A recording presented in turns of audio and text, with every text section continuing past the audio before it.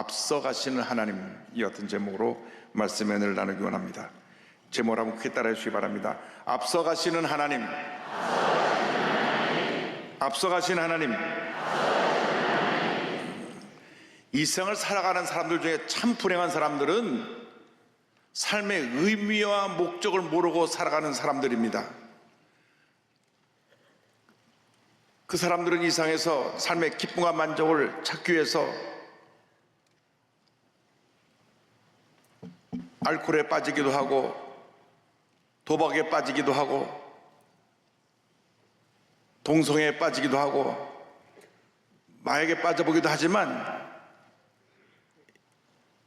인생의 행복과 만족을 찾기는커녕 오히려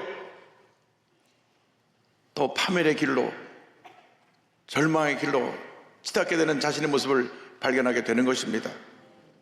그러나 예수 그리스도를 믿는 우리들은 참으로 행복한 하나님의 사람들입니다. 우리는 죄 노예로 태어나 살다가 웬일인지 하나님께서 우리를 택하여 구원해 주셔서 복받은 존귀한 하나님의 자녀가 되었습니다. 우리의 신분이 변하는 것입니다.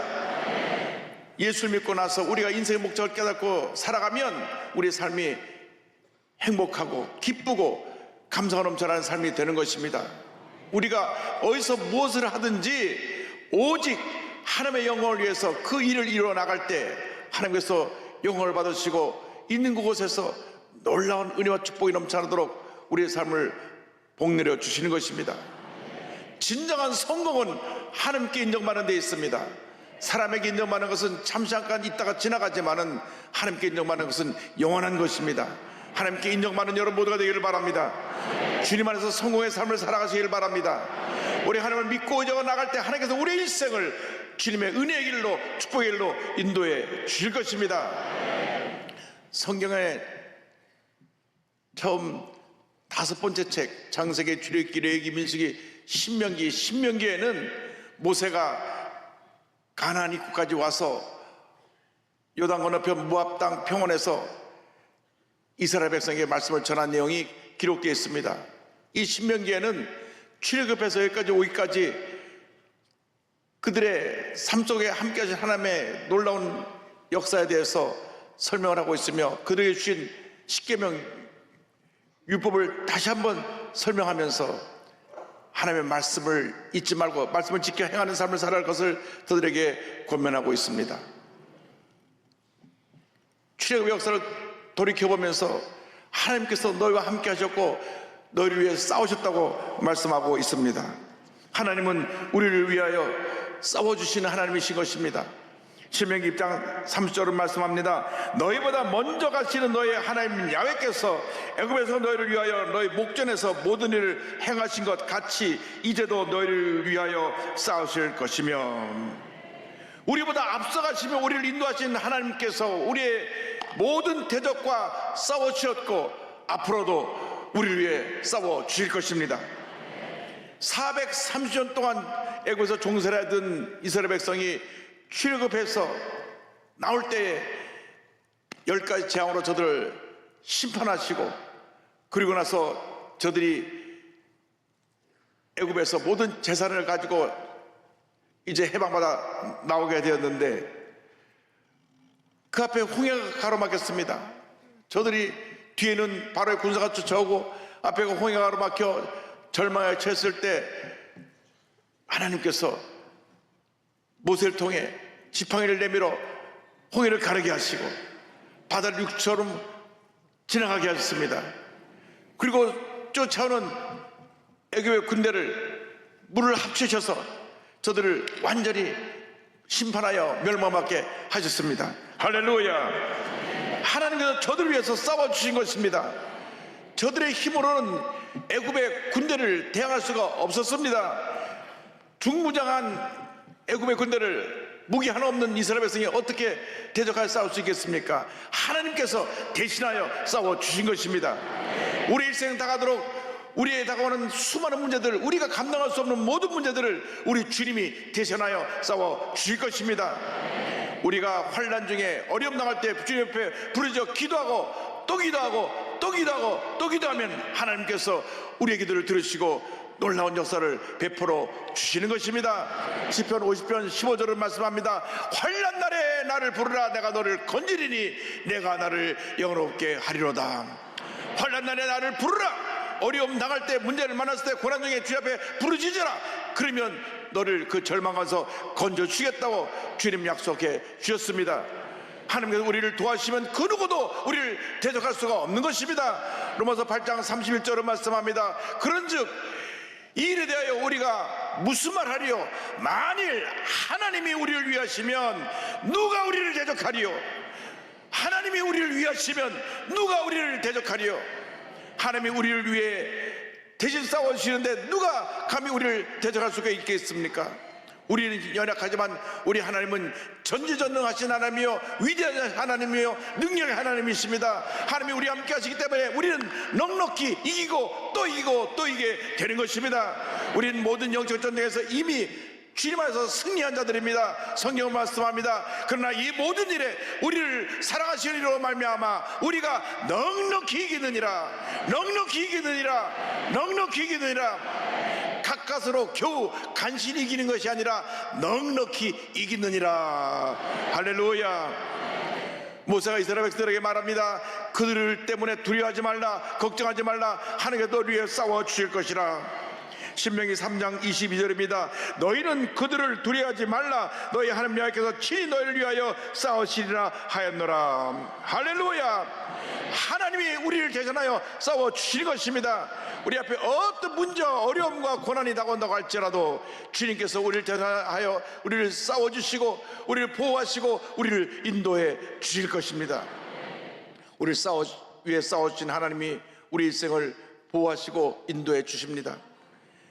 대적이 몰려올 때 우리를 대신하여 싸워주시고 부모가 자식을 사랑하는 것 같이 우리를 꼭 품에 안으시고 우리를 보호하시고 우리의 발길을 인도해 주시는 것입니다.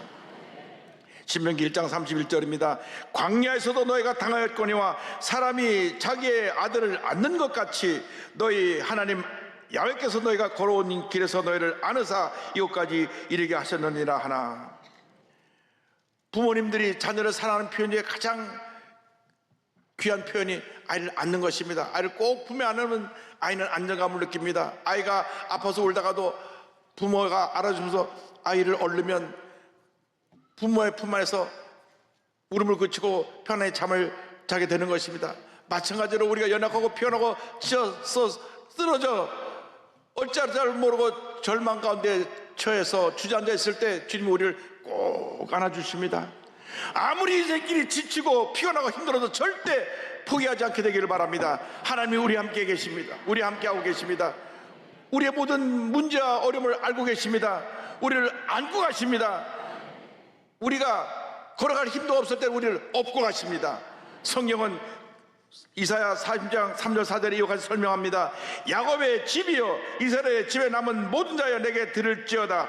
태에서 태어남으로부터 내게 안겼고 태에서 남으로부터 내게 업힌 너희여 너희가 노년에 이르기까지 내가 그리하겠고 백발이 되기까지 내가 너희를 품을 것이라. 내가 지었은즉 내가 업을 것이요 내가 품고 구하여 내리라.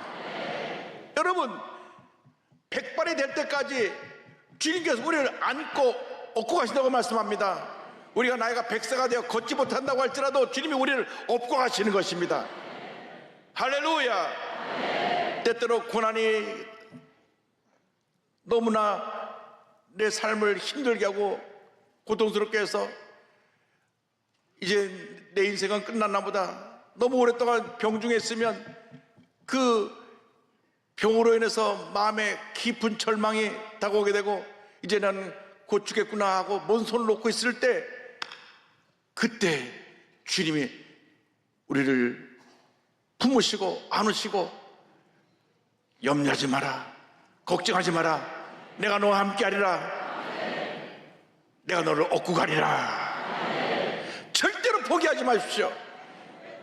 절대로 어떤 문제 어려움이 나온다고 하더라도 여러분의 이 귀한 생명을 포기하면 안 됩니다.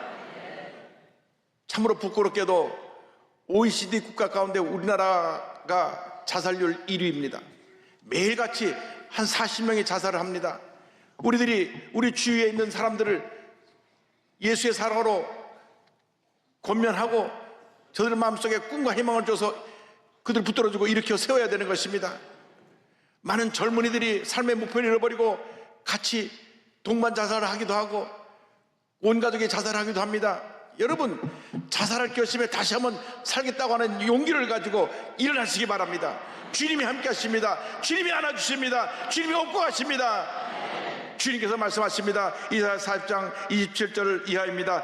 야곱아, 어찌하여 내가 말하며 이스라엘아, 내가 이르기를 내 길은 야곱께 숨겨졌으며 내 송사는 내 하나님에게서 벗어난다 하느냐? 너는 알지 못하였느냐? 듣지 못하였느냐? 영원하신 하나님 야훼 땅까지 창조하신 이는 피곤하지 않으시며 곤비하지 않으시며 명철이 한이 없으시며 피곤한 자에게는 능력을 주시며 무능한 자에게는 힘을 더하시나니. 할렐루야.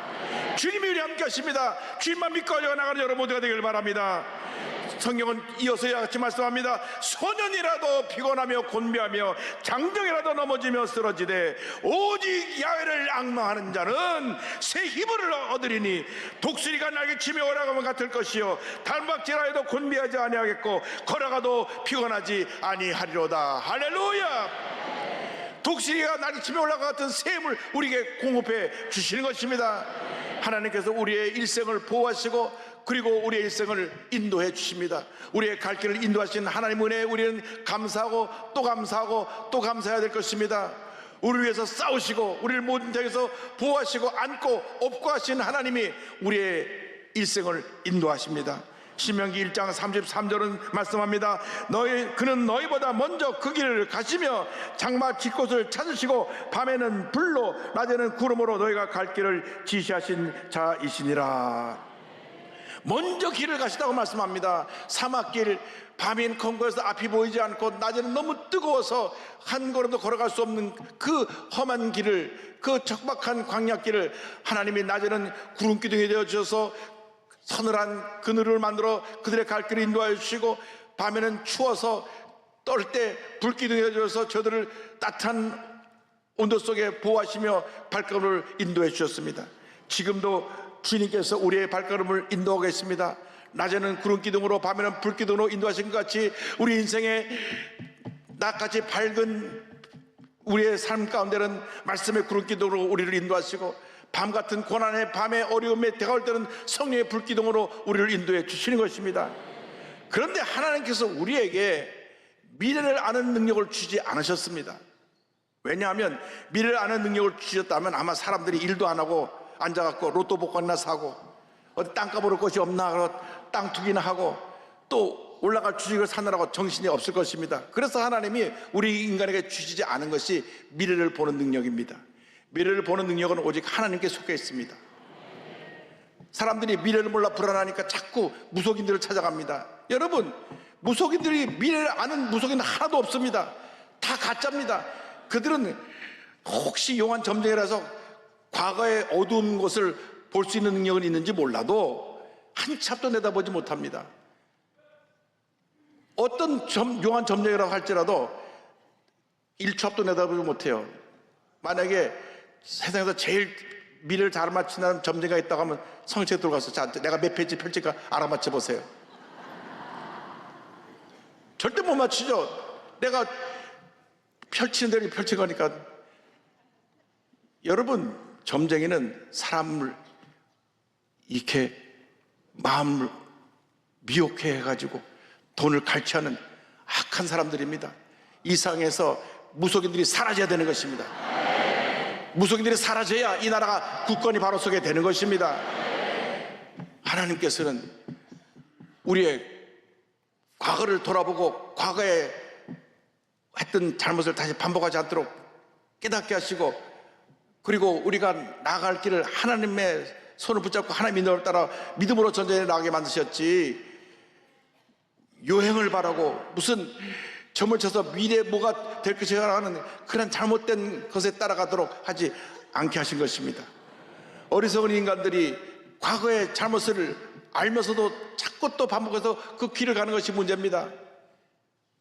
죄수가 감옥에서 나와 또 죄를 짓고 또 감옥에 가고 또 감옥에 가고 한 번 감옥에 간 죄인들이 죄수들이 다시 감옥에 가게 되는 확률이 70%에서 80%가 된다고 하는데, 자꾸 이 범죄가 재범을 하고 또 재범하는 일을 통해서 그 죄가 점점 더 깊어지게 되는 것입니다.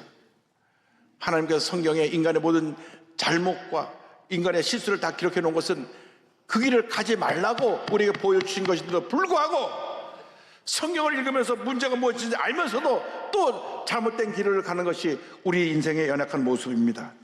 우리가 이 같은 길을 가지 않도록 회개해야 되는 것입니다. 과거 회귀형이 되지 형의 인간이 되지 말고 미래 지향형의 인간이 되어서 거룩한 꿈을 꾸고 믿음으로 또 전진해 나갈 때 하나님의 놀라운 축복과 은혜가 우리에게 임하게 되는 것입니다.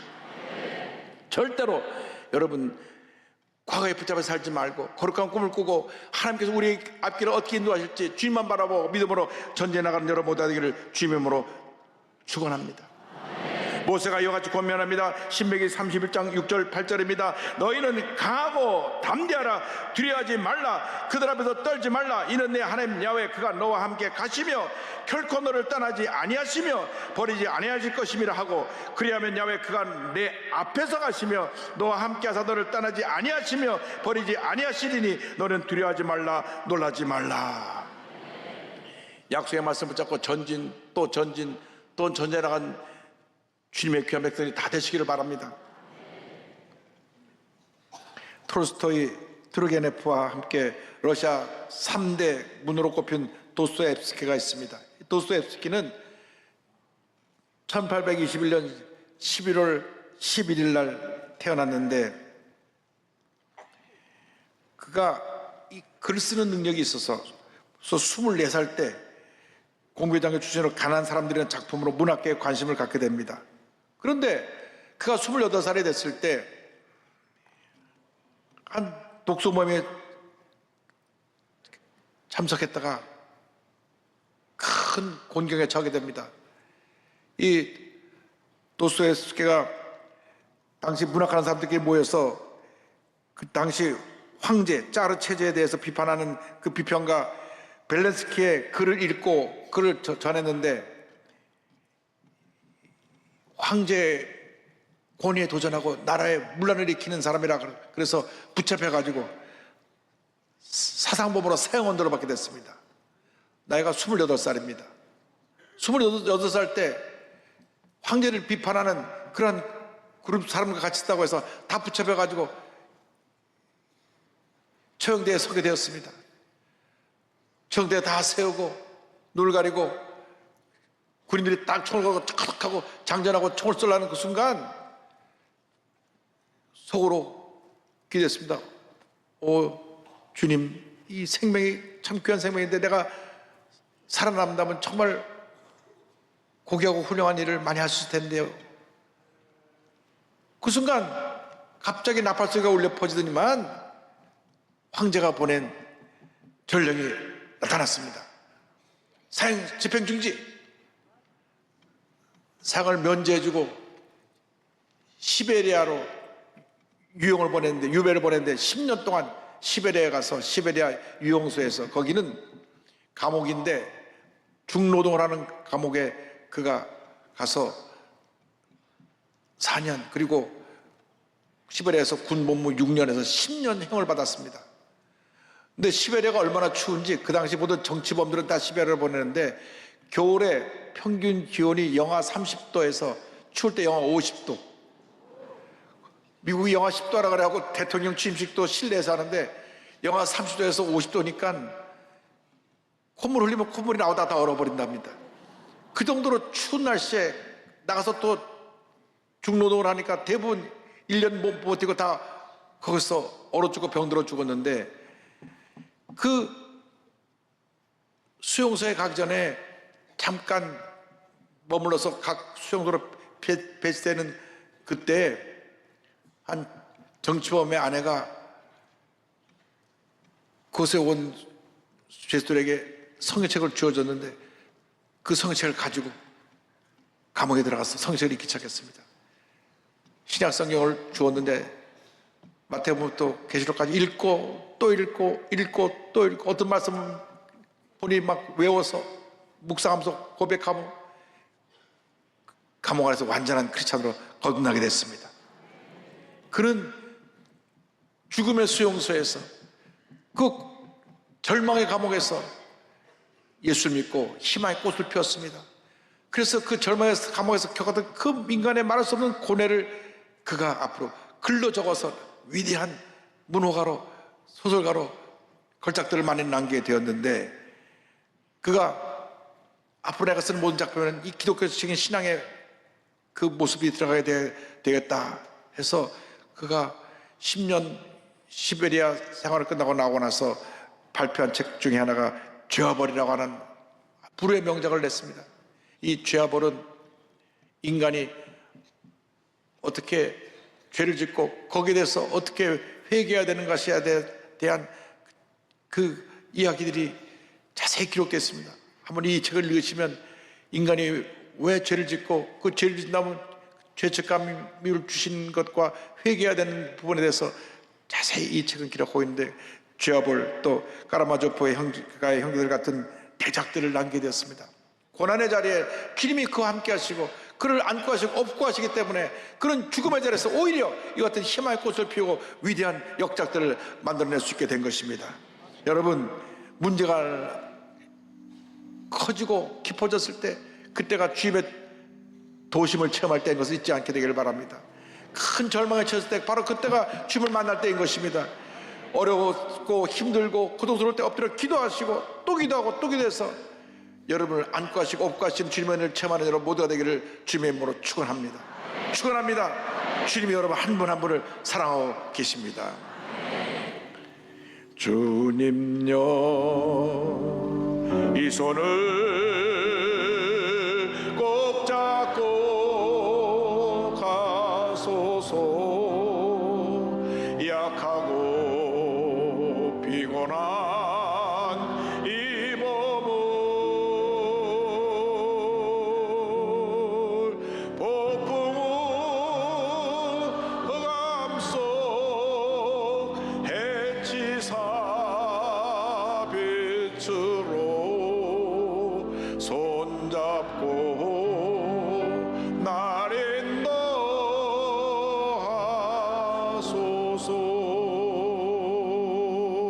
인생이 힘들고 고난이 겹칠 때에 주님여 날 도와 주소서.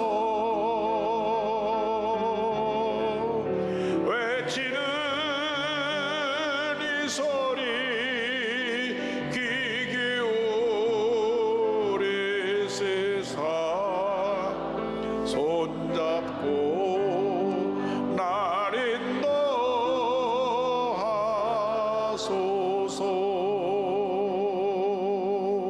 절대 포기하지 마십시오. 주님의 손을 꼭 붙잡고 믿음으로 전진해 가실 주님으로 축원합니다.